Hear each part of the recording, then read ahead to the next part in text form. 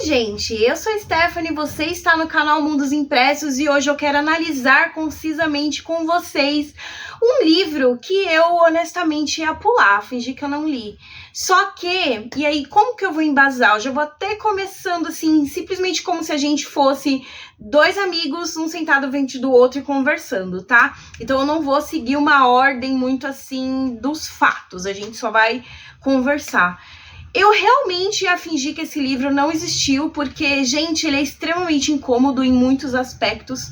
Porém, todavia, entretanto, por algum motivo, tal coincidentemente, eu acabei assistindo aquele filme A Baleia, que, se eu não me engano, ele ganhou algum Oscar, não sei se de melhor ator, ganhou algum Oscar. E esse filme, ele bate bastante na tecla de Moby Dick, que é um livro que eu tinha lido neste ano mesmo e eu queria ter esquecido que eu li, né? E aí ele me trouxe uma reflexão que eu fiquei assim, meu Deus, como é que eu não pensei nisso antes, né?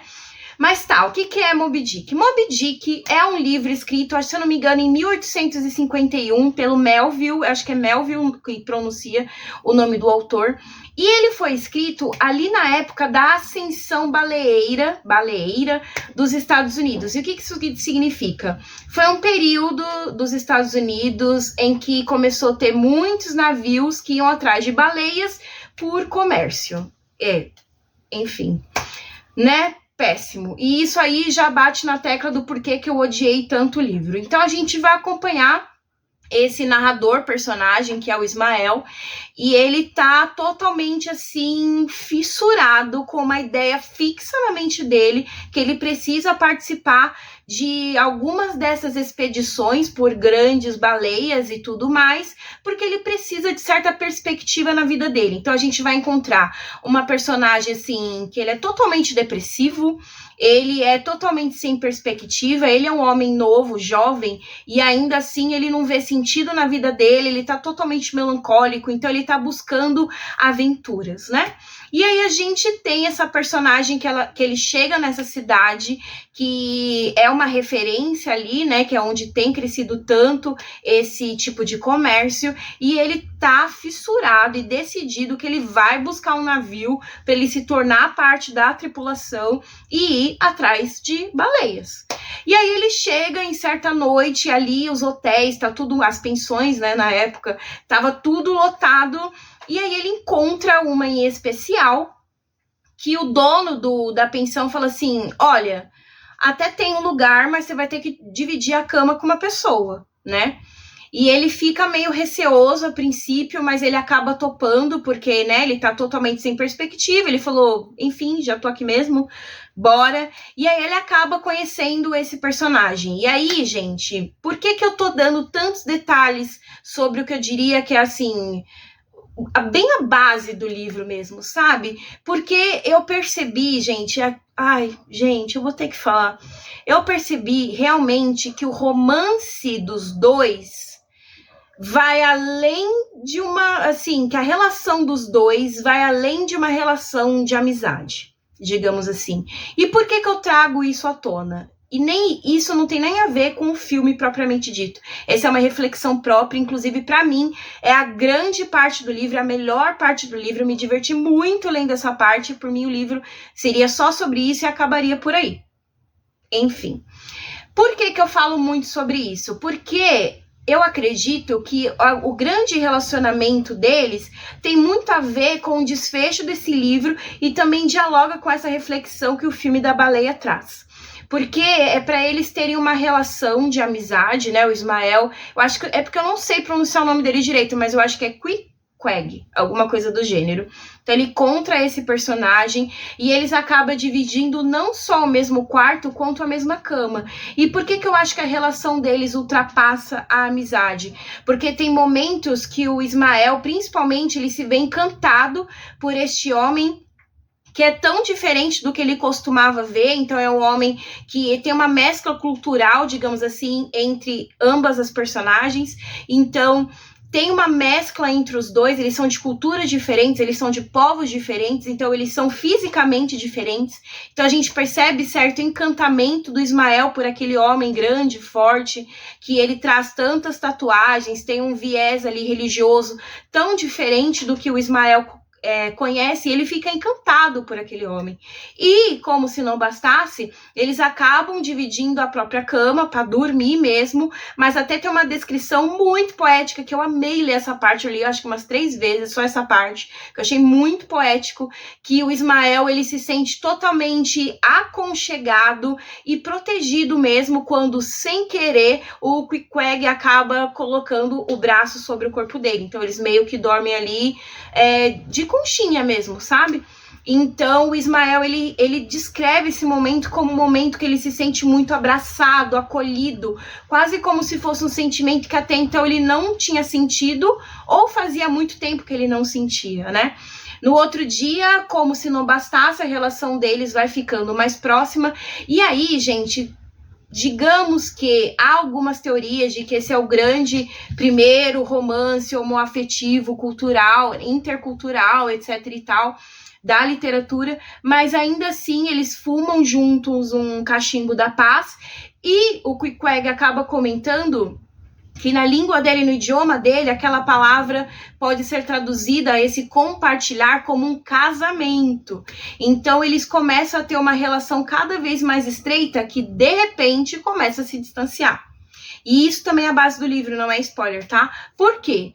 Lembra daquela obsessão do Ismael de tentar achar um navio baleeiro, porque ele quer entrar nessa aventura, nessa expedição?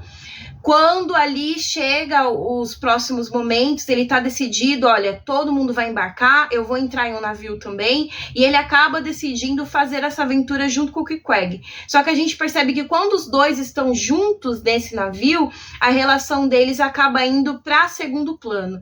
E aí entra a reflexão do filme da baleia. Por quê?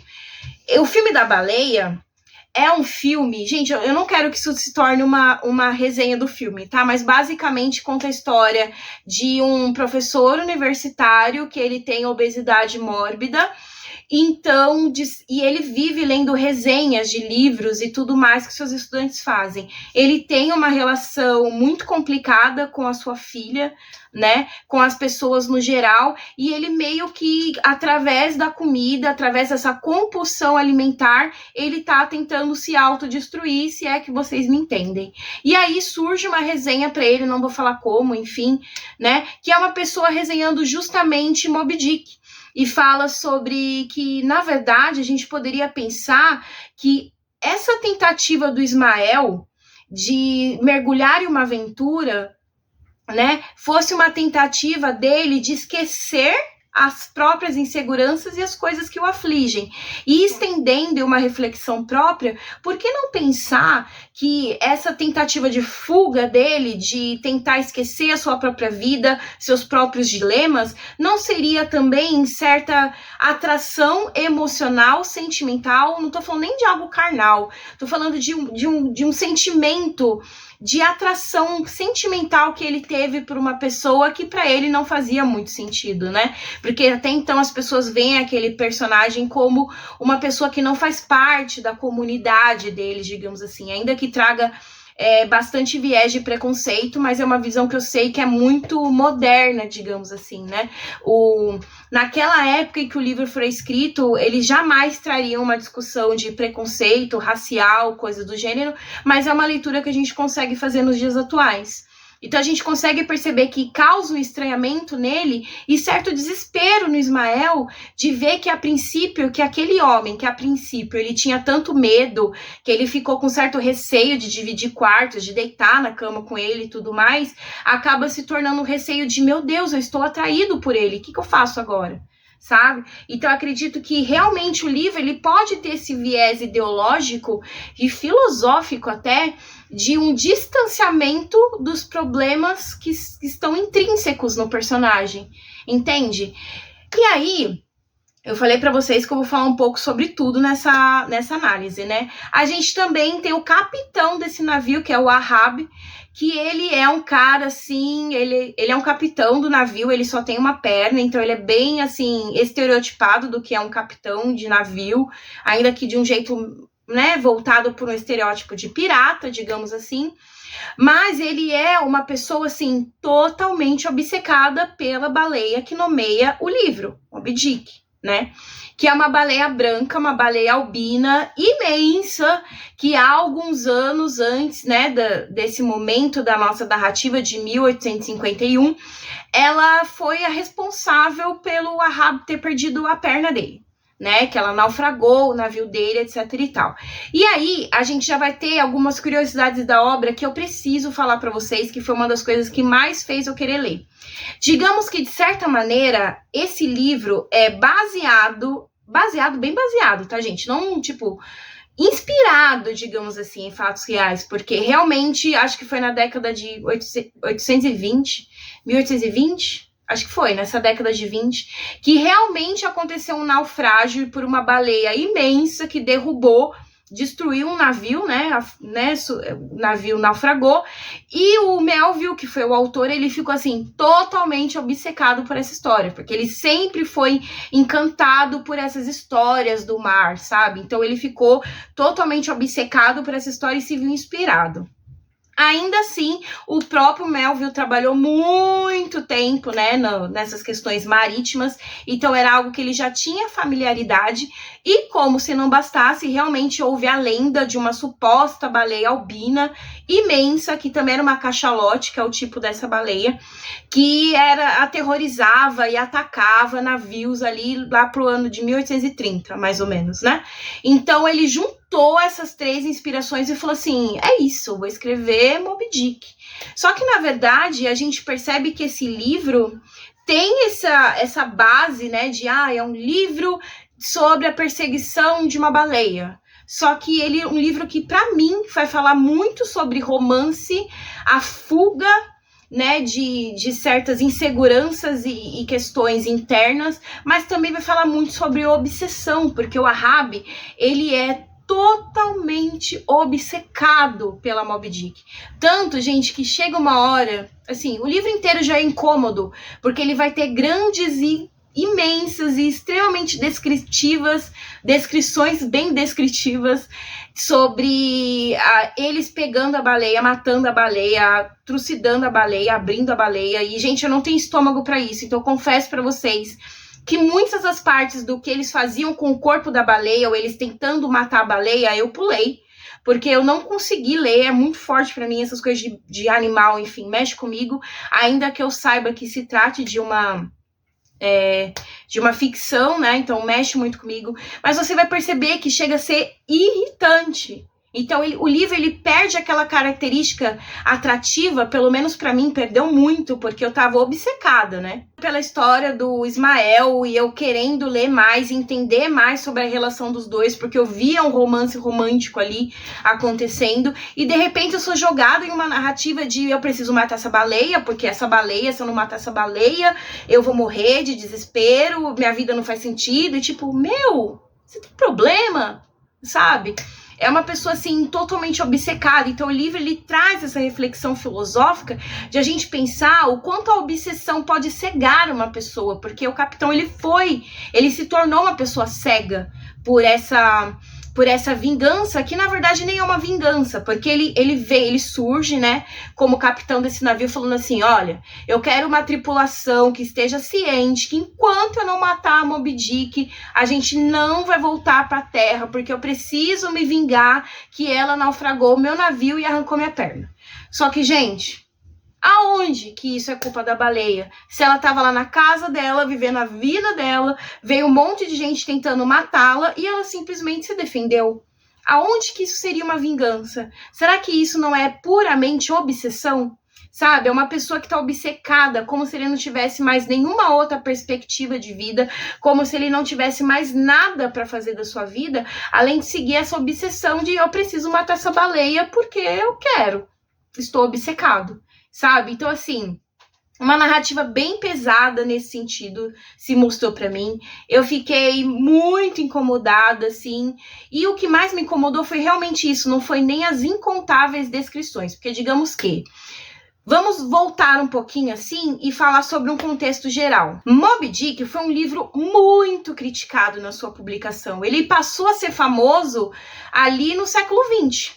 Até então era um livro super renegado, que todo mundo falava mal, porque o que acontece? Ele é um marco na narrativa, porque pela primeira vez, digamos assim, ou em uma figura de destaque, um autor se propôs a misturar vários estilos narrativos na mesma história. Então a gente tem o viés de ficção, a gente tem um viés filosófico com essa questão da obsessão, né, da vingança e tudo mais, e ao mesmo tempo a gente tem um livro de caráter enciclopédico.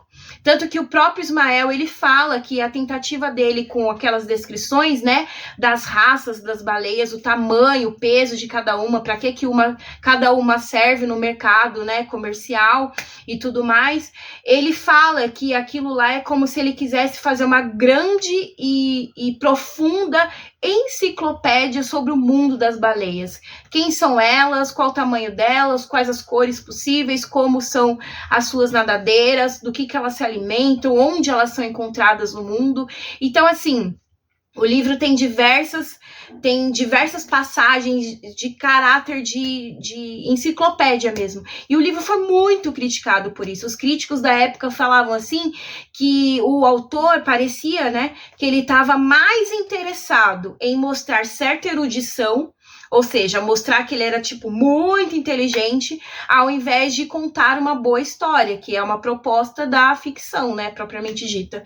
Então ele sofreu, assim, muitas críticas, o livro só se tornou famoso muito tempo depois, e para mim, esse nem é o grande problema, sabe, a descrição das baleias e tal. Eu acho que o livro se propõe a isso, então ele traz essa proposta mesmo. O que me incomodou de fato foi as descrições mega, assim, sabe, bem explícitas, essa é a palavra, bem explícitas, né, deles matando as baleias e, enfim, fazendo mil coisas com as baleias. Essa parte foi bem difícil pra mim.